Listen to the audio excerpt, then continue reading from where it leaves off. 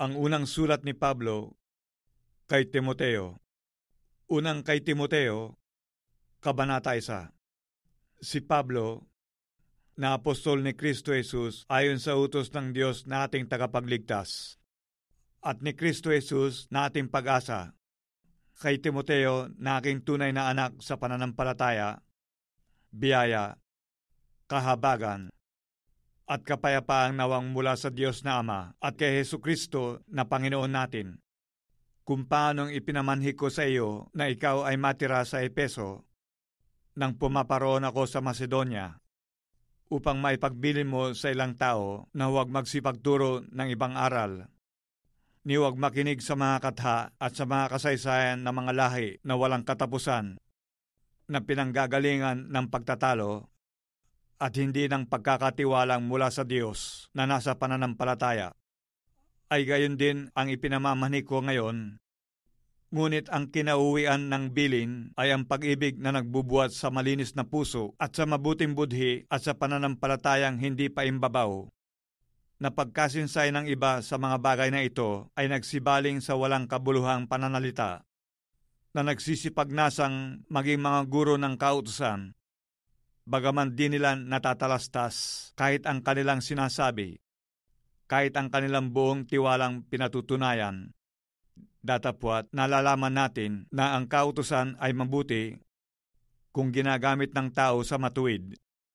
Yamang nalalaman ito na ang kautusan ay hindi ginawa dahil sa taong matuwid, kundi sa mga walang kautusan at manggugulo, dahil sa masasama at mga makasalanan, dahil sa mga di banal at mapaglapastangan, dahil sa nagsisipatay sa ama at sa nagsisipatay sa ina, dahil sa mga mamamatay tao, dahil sa mga nakikiapid, dahil sa mga mapakiapid sa kapwa lalaki, dahil sa mga nagnanakaw ng tao, dahil sa mga bulaan, dahil sa mga mapagsumpa ng kabulaanan, at kung mayroon pang ibang bagay laban sa mabuting aral, ayon sa ebanghelyo ng kaluwalhatian na mapagpalang Diyos na ipinagkatiwala sa akin. Nagpapasalamat ako sa Kanya na nagpapalakas sa akin, kay Kristo Jesus na Panginoon natin, sapagkat ako'y inari niyang tapat na ako'y inilagay sa paglilingkod sa Kanya. Bagaman ng una ako'y naging mamumusong at mang-uusig at mga alipusta, gayon may kinahabagan ako, sapagkat yaoy ginawa ko sa di pagkaalam sa kawalan ng pananampalataya, at totoong sumagana ang biyaya ng ating Panginoon na nasa pananampalataya at pag-ibig na pawang kay Kristo Jesus. Tapat ang pasabi at nararapat tanggapin ng lahat na si Kristo Jesus ay naparito sa sanglibutan upang iligtas ang mga makasalanan, na ako ang pangulo sa mga ito.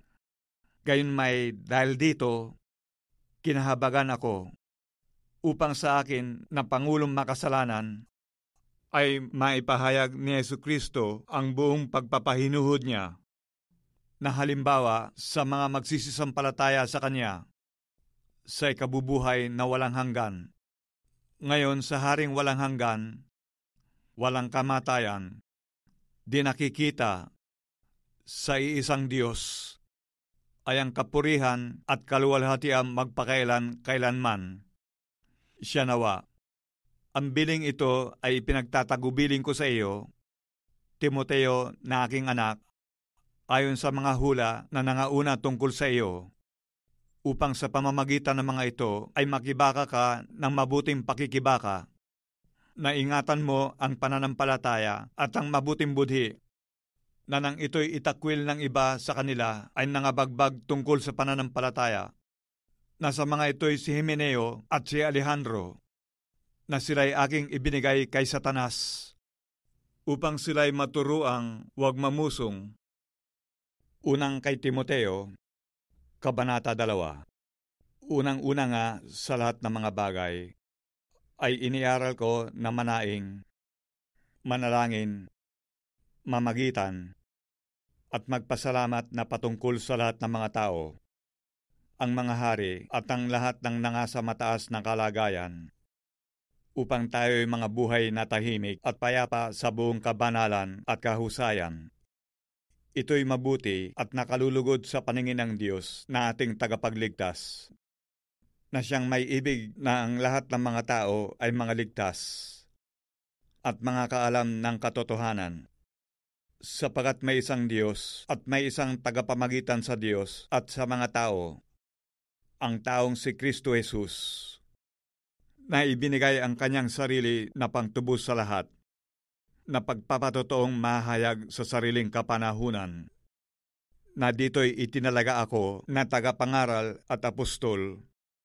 Sinasabi ko ang katotohanan, hindi ako nagsisinungaling, guro sa mga hintil sa pananampalataya at katotohanan. Ibig ko ngang ang mga tao'y magsipanalangin sa bawat dako, na iunat ang mga kamay na banal, na walang galit at pakikipagtalo. Gayon din naman, na ang mga babae ay magsigayak ng mahinghing damit na may katimtiman at hinahon, hindi ng mahalagang hiyas ng buhok, at ginto o perlas o damit na mahalaga, kundi siyang nararapat sa mga babae na magpakabanal sa pamamagitan ng mabubuting gawa. Ang babae mangaral na tumahimik na may buong pagkapasakop, ngunit hindi ko ipinahihintulot na ang babae ay magturo ni magkaroon ng pamumuno sa lalaki, kundi tumahimik, sapagkat si Adam ay siyang unang nilalang, saka si Eva. At si Adam ay hindi nadaya, kundi ang babae ng madaya ay nahulog sa pagsalangsang. Ngunit ililigtas siya sa pamamagitan ng panganganak, kung sila'y magsisipamalagi sa pananampalataya at pag-ibig at sa pagpapakabanal na may hinahon. Unang kay Timoteo, Kabanata 3. Tapat ang pasabi, kung ang sinuman ay magsisikap na maging obispo, ay mabuting gawa ang ninanasa. Dapat nga na ang obispo ay walang kapintasan, asawa ng isa lamang babae, mapagpigil, mahinahon ang pag-iisip, mahusay, mapagpatuloy, sapat na makapagturo, hindi magulo, hindi palaaway, kundi malumanay, hindi mapakipagtalo, hindi maibigin sa salapi, namamahalang mabuti ng kanyang sariling sambahayan, na sinusupil ang kanyang mga anak na may buong kahusayan. Ngunit kung ang sinuman nga ay hindi marunong mamahala sa kanyang sariling sambahayan, paano makapamamahala sa iglesia ng Diyos? Hindi baguhan, baka siya kung magpalalo ay mahulog sa kaparusahan ng dyablo. Bukod dito'y dapat din namang siya ay magkaroon ng mabuting patotoo ng nangasalabas. Baka mahulog sa kapintasan at silo ng dyablo. Gayon din naman ang mga diakono dapat ay mahuhusay, hindi dalawang dila, hindi mahilig sa maraming alak, hindi mga sakim sa mahahalay na kapakinabangan, na iniingatan ang hiwaga ng pananampalataya ng malinis na budhi. At ang mga ito rin naman ay subukin muna, kung magkagayoy, mamahalang may pagkadyakono kung walang kapintasan. Gayon din naman ang mga babae dapat ay mahuhusay, hindi palabintangin, mapagpigil, tapat sa lahat ng mga bagay. Maging asawa ang mga diakono ng tig-iisa lamang na babae, na pamahalaang mabuti ang kanilang mga anak at ang kanilang sariling mga sambahayan, sapagkat ang nangamamahalang mabuti sa pagkadiakono ay nangagtatamo sa kanilang sarili ng isang mabuting kalagayan at malaking katapangan sa pananampalataya na kay Kristo Jesus. Ang mga bagay na ito ay aking isinusulat sa iyo na inaasahang makararating sa iyong madali. Ngunit kung ako'y magluwat ng mahabang panahon, ay upang maalaman mo kung paano ang dapat sa mga tao na ugaliin nila sa bahay ng Diyos, na siyang iglesia ng Diyos na buhay at haligi at suhay ng katotohanan. At walang pagtatalo, dakila ang hiwaga ng kabanalan. Yaong nahayag sa laman, pinapaging banal sa Espiritu, nakita ng mga anghel, ipinangaral sa mga bansa, sinampalatayanan sa sanlibutan, tinanggap sa itaas sa kaluwalhatian. Unang kay Timoteo, Kabanata 4.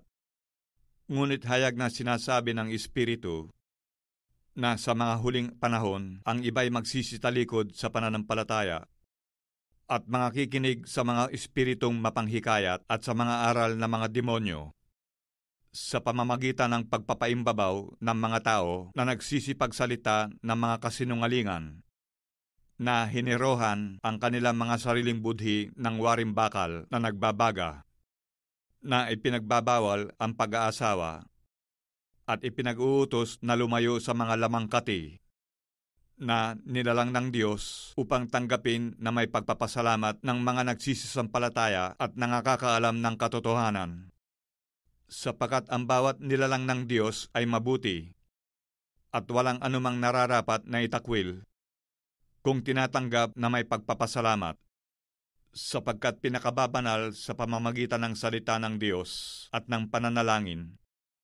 Kung ipaalaala mo sa mga kapatid ang mga bagay na ito, ikaw ay magiging isang mabuting ministro ni Kristo Jesus na kinandili sa mga salita ng pananampalataya at ng mabuting aral na sinusunod mo hanggang ngayon.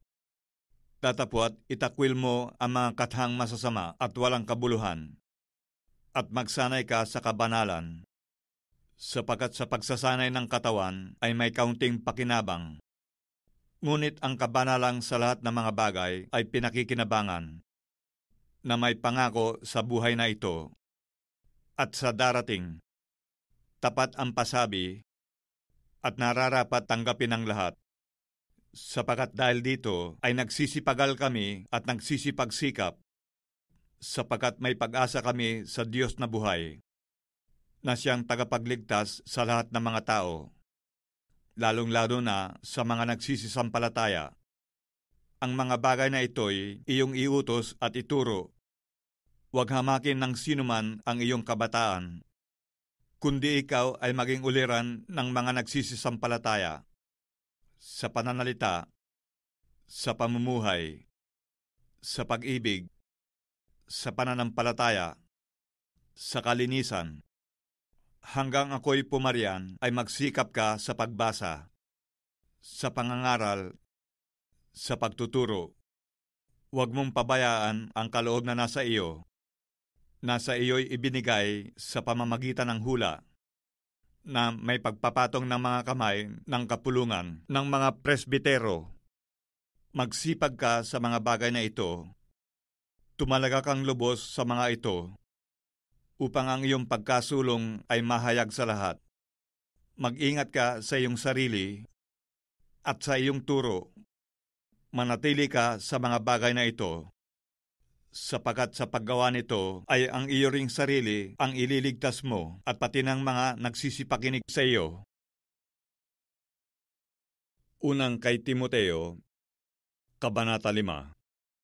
Huwag mong pagwikaan ang matanda, kundi pangaralan mo siyang tulad sa ama, ang mga kabataang lalaki na tulad sa mga kapatid, ang mga babaeng matanda na tulad sa mga ina, at ang mga kabataang babae na tulad sa mga kapatid na babae sa buong kalinisan. Papurihan mo ang mga babaeng bao na tunay na bao. Ngunit kung ang sinuman babaeng bao ay may mga anak o mga apo, magsipangaral ang mga ito muna ng pamamahalang may kabanalan sa kanilang sariling sambahayan, at magsiganti sa kanilang mga magulang, sapagkat ito'y nakalulugod sa paningin ng Diyos. Kaya't ang tunay na babaeng bao at walang nag-aampon ay may pag-asa sa Diyos at nananatili sa mga pagdaing at mga panalangin gabit araw. Datapwat ang nangagpapakabuyo sa mga kalayawan, bagamat buhay ay patay. Ang mga bagay na ito'y iniutos mo rin naman upang sila'y mawalan ng kapintasan. Datapwat, kung ang sinuman ay hindi nagkakandili sa mga sariling kanya, lalong-lalo na sa kanyang sariling sambahayan, ay tumanggi siya sa pananampalataya at lalong masama kaysa hindi sumasampalataya. Huwag itala na gaya ng babaeng bao, samantalang walang 60 taon, na naging asawa ng isang lalaki, na may mabuting patotoo tungkol sa mabubuting gawa, kung siya'y nag-alaga sa mga anak, kung siya'y nagpatuloy sa mga taga-ibang bayan, kung siya'y naghugas ng mga paa ng mga banal, kung siya'y umabuloy sa mga napipighati, kung ginanap niya na may kasipagan ang bawat mabuting gawa. Ngunit tanggihan mo ang mga batang babaeng bao, sapagkat pagkakaroon nila ng masamang pita na hiwalay kay Kristo, ay nagsisipagnasam mag-asawa na nagkakaroon ng kahatulan sapagkat itinakwil nila ang unang pananampalataya. At bukod dito ay nag-aaral din naman na maging mga tamad, na nagpapalipat-lipat sa bahay-bahay, at hindi lamang mga tamad, kundi matatabil din naman at mga mapakialam, na nagsisipagsalita ng mga bagay na di nararapat.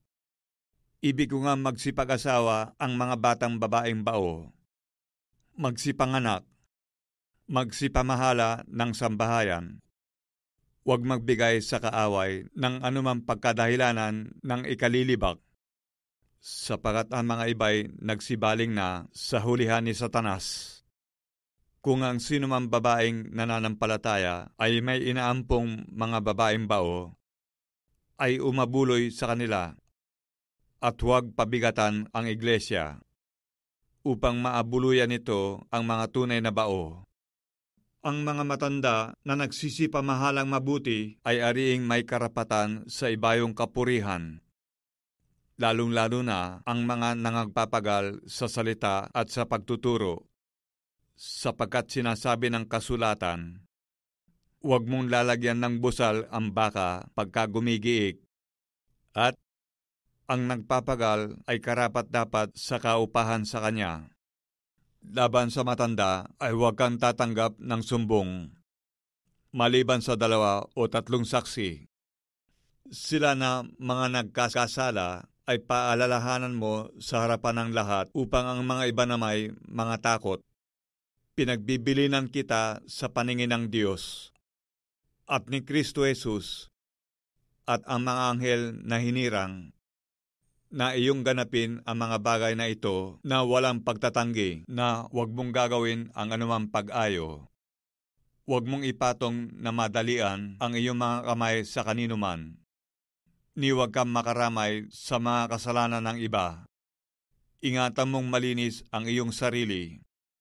Huwag kang iinom pa ng tubig lamang, kundi gumamit ka ng kaunting alak dahil sa iyong sikmura at sa iyong madalas na pagkakasakit. Ang mga kasalanan ng ilang tao ay hayag na nagsisipanguna sa paghukom, at ang ilang mga tao naman ay kanilang sinusundan. Gayon din naman ang mabubuting gawa ay hayag, at ang mga di gayo'y hindi maaaring ilihim. Unang kay Timoteo, Kabanata 6. Ang lahat ng mga alipin na nangasa ilalim ng pamatok ay ariin ang kanilang mga Panginoon na karapat-dapat sa buong kapurihan, upang ang pangalan ng Diyos at ang aral ay huwag malapastangan. At ang mga may Panginoong nagsisisampalataya ay huwag mayamot sa kanila, sapagkat sila'y pawang magkakapatid, kundi bagkus paglingkuran nila silang mabuti, sapagkat nagsisisampalataya at mga minamahal ang mga nagsisitanggap ng kapakinabangan. Iyong ituro at iaral ang mga bagay na ito. Kung ang sino may nagtuturo ng ibang aral at hindi sumasang-ayon sa mga salitang nakagagaling, sa makatwid ay sa mga salita ng ating Panginoong Hesukristo at sa aral na ayon sa kabanalan, Ang gayon ay palalo, walang nalalamang anuman, kundi may sakit sa mga usapan at mga pagtatalo, sa mga salitang pinagbubuhatan ng kapanaghilian, mga pagkakaalit, mga pag-alipusta, mga masasamang akala, pagtataltalan ng mga taong masasama ang pag-iisip at salat sa katotohanan, na nagsisipag-akala na ang kabanalan ay paraan ng pakinabang. Datapwat, ang kabanalan na may kasiyahan ay malaking kapakinabangan, sapagat wala tayong dinalang anuman sa sanglibutan, at wala rin naman tayong mailalabas na anuman. Ngunit kung tayo may pagkain at pananamit ay masisiyahan tayo doon. Datapwat, ang mga nagsisipagnasang yumaman ay nangahuhulog sa tukso at sa silo at sa maraming mga pitang hangal at nakasasama, na siyang naglulubog sa mga tao sa kapahamakan at kamatayan. Sapagat ang pag-ibig sa salapi ay ugat ng lahat ng uri ng kasamaan, na sa pagnanasa ng iba ay nangasinsay sa pananampalataya, at tinuhog ang kanilang sarili ng maraming mga kalumbayan. Datapwat ikaw, o tao ng Diyos, tumakas ka sa mga bagay na ito at sumunod ka sa katwiran, sa kabanalan, sa pananampalataya, sa pag-ibig, sa pagtitiis, sa kaamuan. Makipagbaka ka ng mabuting pakikipagbaka ng pananampalataya. Manangang ka sa buhay na walang hanggan, na dito'y tinawag ka, at ipinahayag mo ang mabuting pagpapahayag sa harapan ng marami mga saksi. Ipinagbibiling ko sa iyo sa paningin ng Diyos na bumubuhay sa lahat ng mga bagay, at ni Kristo Jesus, na sa harapan ni Poncio Pilato ay sumaksi ng mabuting pagpapahayag, na tuparin mo ang utos na walang dungis, walang kapintasan hanggang sa pagpapakita ng ating Panginoong Hesukristo, na sa kanyang kapanahunan ay ipapahayag siya, na mapalad at tanging makapangyarihan, hari ng mga hari at Panginoon ng mga Panginoon, na siya lamang ang walang kamatayan, na nananahan sa liwanag na di mapalitan, na di nakita ng sinumang tao o makikita man. Sumakanya nawa ang kapurihan at paghaharing walang hanggan. Siya nawa. Ang mayayaman sa sanglibutang ito ay pagbilinan mo na huwag magsipagmataas ng pag-iisip at huwag umasa sa mga kayamanang di nananatili, kundi sa Diyos na siyang nagbibigay sa ating sagana ng lahat ng mga bagay upang ating ikagalak, na sila'y magsigawan ng mabuti, na sila'y magsiyaman sa mabuting gawa, na sila'y maging handa sa pamimigay, maibigin sa pamamahagi, na mangagtipon sa kanilang sarili ng isang mabuting kinasasaligan para sa panahong darating, upang sila'y makapanangan sa buhay na tunay na buhay. O Timoteo, ingatan mo ang ipinagkatiwala sa iyo, na ilagan mo ang mga usapan na walang kabuluhan at ang mga pagsalungat ng malintawag na kaalaman, na palibhasa'y pinaniwalaan ng ilan ay nangasinsay tungkol sa pananampalataya. Ang biyaya ay sumainyo nawa